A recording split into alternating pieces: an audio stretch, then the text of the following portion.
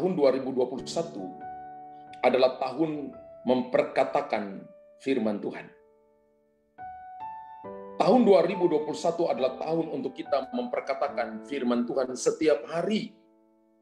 Di dalam keadaan apapun, jaga perkataan kita dari kata sia-sia yang melemahkan iman kita. Yang kedua, tahun yang akan menghadirkan banyak masalah dan persoalan bagi kota-kota maupun bangsa-bangsa di all nation, seluruh dunia. Akan terjadi banjir, akan terjadi gempa bumi, akan terjadi sampar, dan penyakit-penyakit baru yang belum pernah diketahui manusia, yang belum ada sebelumnya, yang akan membuat manusia menjadi ketakutan, dan akibat dari bencana dan wabah yang datang memukul bumi, membuat manusia menjadi takut, bukannya bertobat tapi menghujat Allah, menghujat Tuhan. Mereka tidak mau bertobat dari dosa-dosa mereka.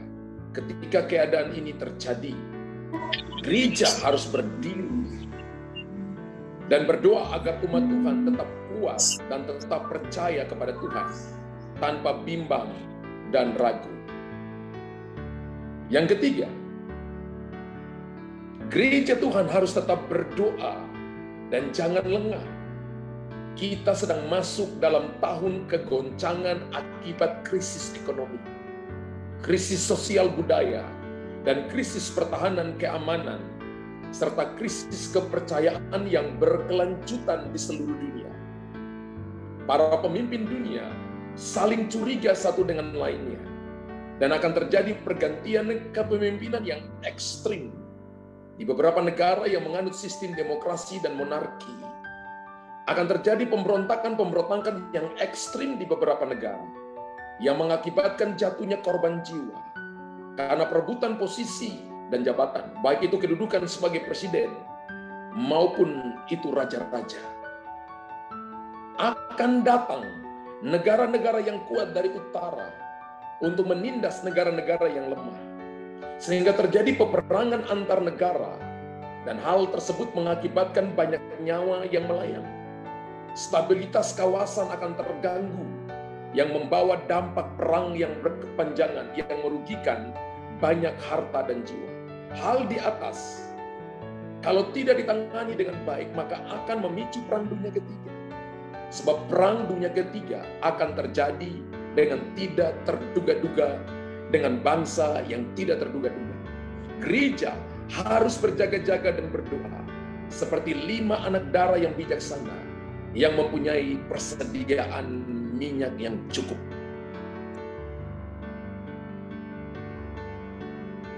Gereja yang terus memperkatakan firman Tuhan dan menghidupinya akan bersinar dan menjadi terang di masa-masa sukar. Mereka akan menjadi kuat dan diberkati. Tahun 2021 akan menjadi tahun pelimpahan kekayaan bangsa-bangsa yang akan mengalir kepada orang benar. Orang benar di sini adalah mereka yang memperkatakan firman Tuhan dan menghidupinya setiap saat. Tuhan akan membuat perbedaan kepada mereka untuk membuktikan bahwa orang benar bukan hanya hidup dari roti saja. Roti di sini adalah hal jasmani, hal-hal yang ditawarkan dunia. Tetapi mereka yang suka perkatakan firman dan menghidupinya akan hidup karena firman Tuhan. Dan akan terjadi sebuah pembalikan keadaan yang dibuat oleh Tuhan. Yang tadinya keadaan kita seperti padang gurun, kering, tidak ada hasil, sekarang menjadi kebun buah-buahan. Yang tadinya padang belantara, tidak ada kehidupan, sekarang menjadi sumber mata air. Semua hal yang selama ini tertutup dan yang mengalami tertunda di tahun-tahun lalu, Tuhan sedang melakukan pembalikan keadaan ketika umat Tuhan terus memperkatakan firman Tuhan untuk menciptakan yang tidak ada menjadi ada. Haleluya. Tahun 2021 adalah tahun di mana firman Tuhan akan mudah diakses melalui media-media online. Keadaan ini datangnya seperti gelombang laut yang tidak terbendung lagi dan akan menjangkau seluruh bangsa. Sebagai suatu persiapan untuk kedatangan Tuhan pada kali kedua dan untuk menggenapi nubuatan Alkitab bahwa Injil kerajaan ini akan diberitakan sampai ke ujung-ujung bumi, barulah tiba kesudahannya.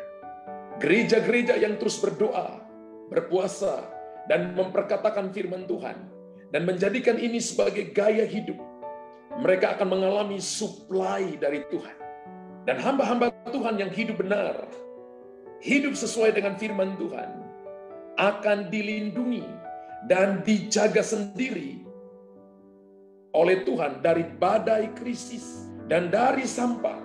Akan datang pelayanan, akan ada pelayanan malaikat bagi umat Tuhan yang setia memperkatakan dan menghidupi firman-Nya.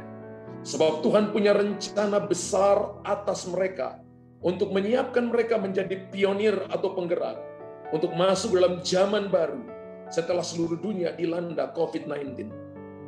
Tahun 2021 sedang terjadi sebuah pergeseran pergerakan dari denominasi kepada pergerakan semua orang kudus. Gereja Tuhan harus segera berbenah dan mengikuti tuntunan Roh Kudus dalam memasuki zaman baru ini. Gereja harus memperhatikan ke arah mana Tuhan sedang bergerak dan memimpin umatnya. Keadaan ini sama seperti yang terjadi di padang gurun ketika Tuhan memimpin mereka dengan tiang api dan tiang awannya. Siapa bertelinga hendaklah ia mendengarkan apa yang dikatakan Roh kepadanya. Kebiasaan-kebiasaan saat beribadah tidak lagi fokus, tidak lagi terfokus pada bangunan fisik saja, tapi jangkauannya akan lebih luas dan tanpa batas. Sebab Roh Kudus sedang memakai media-media daring online untuk membawa pesannya bagi seluruh bumi.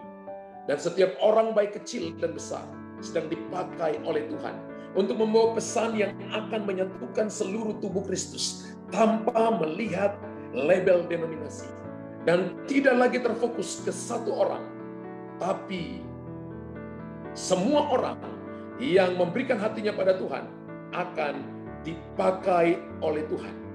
Perhatikanlah, Tuhan sedang melepaskan roh yang lapar dan haus akan Tuhan kepada umatnya. Dan hal itu datangnya dari Tuhan seperti air yang menutupi bumi untuk memuaskan umat kesayangannya. Tuhan sendiri yang akan memberi mereka makan melalui mulut hamba-hambanya yang sudah dipilih dan dikuduskan untuk melakukan kehendak-Nya. Mereka ini adalah generasi di bawah 50 tahun yang sedang dibangkitkan oleh Tuhan untuk melakukan kehendak-Nya yang akan disertai dengan tanda-tanda heran dan mujizat. Sebab setiap firman yang keluar dari mulut Tuhan tidak akan pernah kembali tanpa menghasilkan buah. Amin. Kejadian 1 ayat 1, Yesaya 11 ayat 9, Yesaya 50 ayat 4, Yesaya 55 ayat 11, Roma 9 ayat 6a, Amos 8, 12, 1 Korintus 12, 27, Yoel 2, 28 sampai 32.